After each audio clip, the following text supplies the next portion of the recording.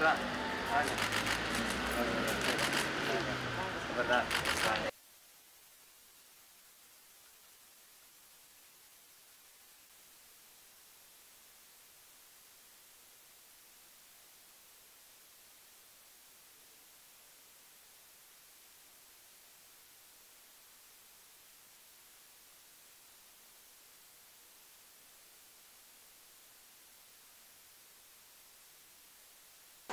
Samo kao znak velike zahvalnosti i ministarstva i mene kao ministra za jednu porodicu koja je onako čast i ponos Srbije. Hvala.